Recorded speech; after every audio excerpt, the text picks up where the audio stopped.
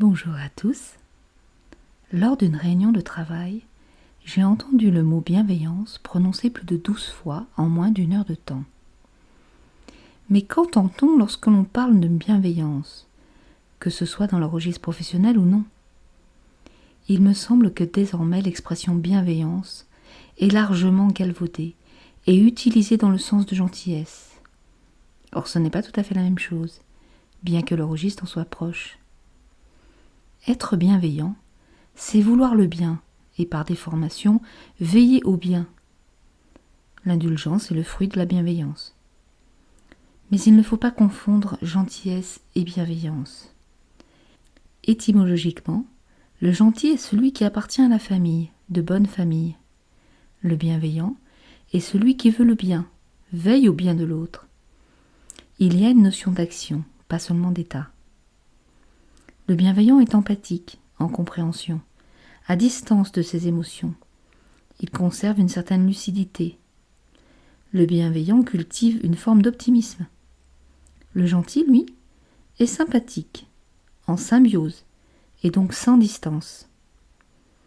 Être bienveillant, ce n'est pas s'inscrire dans une mièvrerie de sentiments, une forme de gentillesse. On peut être bienveillant en disant non. Ce qui compte, c'est chercher le bien d'autrui, même parfois malgré lui, ou même parfois malgré soi.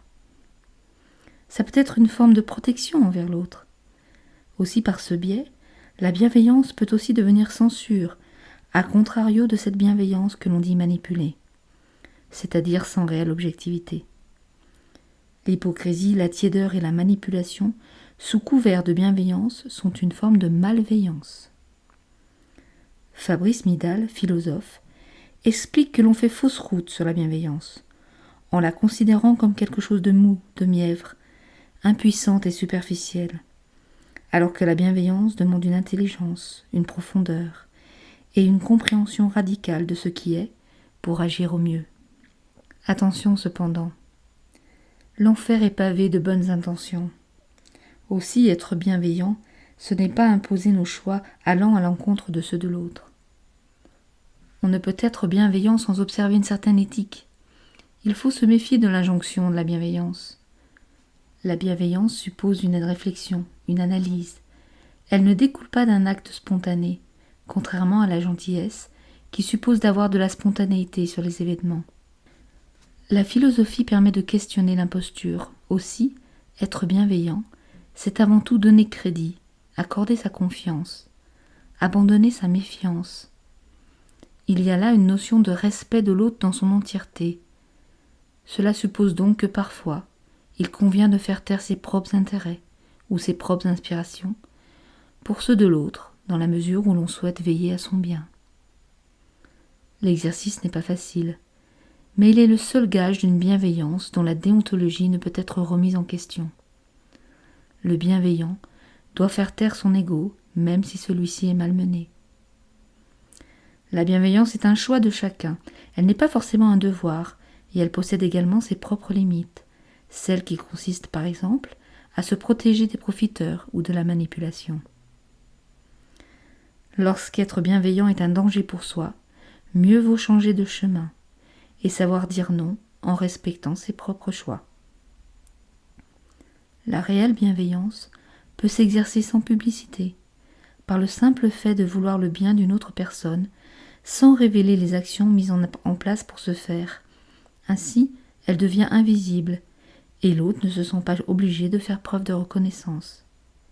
Il s'agit là d'un Graal en termes de valeur humaniste, car nous n'en retirons aucun bénéfice, pas même de la gratitude. Hélas, elle se fait très rare, tant l'homme a besoin de reconnaissance. La bienveillance commence par l'écoute, pour savoir exactement de quoi l'autre a besoin. Il ne s'agit pas de devancer des besoins, des envies, mais d'y être attentif. L'attention que l'on porte à l'autre, même le plus discrètement possible, est un acte de bienveillance.